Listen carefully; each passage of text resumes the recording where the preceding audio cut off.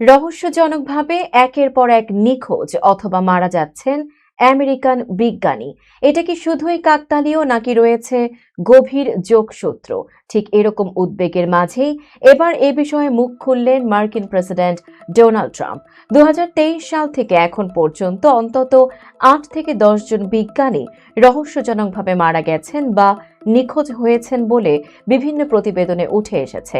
এদের বেশিরভাগই নাসার বিজ্ঞানী বা মহাকাশ ও পারমাণবিক গবেষণার মতো সংবেদনশীল খাতে কাজ করতেন।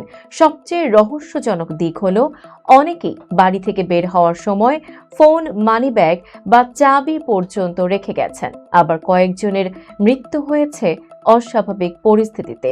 এ বিষয়ে ট্রাম্প বলেন, আমি আশা করি এটি কাকতালীয়, তবে আগামী 1 থেকে 1.5 সপ্তাহের মধ্যেই আমরা একটি ভালো উত্তর পাব।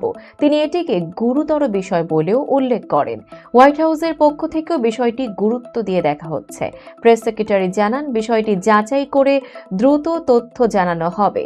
নিখোঁজ বা নিহত বিজ্ঞানীরা কাজ করতেন যুক্তরাষ্ট্রের গুরুত্বপূর্ণ গবেষণা প্রতিষ্ঠান যেমন লস আলামোস ন্যাশনাল ল্যাব, নাসার জেট প্রপালশন ল্যাব এবং এমআইটির ফিউশন সেন্টারে।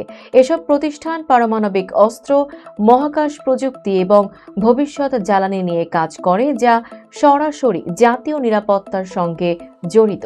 বিশেষজ্ঞরা বলছেন এটি গুপ্তচর বৃত্তি বা টার্গেটেড অপহরণের ইঙ্গিত হতে পারে, যা সহজভাবে উড়িয়ে দেওয়ার মতো নয়। প্রশ্ন একটাই, এগুলো কি কেবলই কাকতালীয় ঘটনা নাকি এর পেছনে লুকিয়ে রয়েছে বড় কোনো অজানা রহস্য?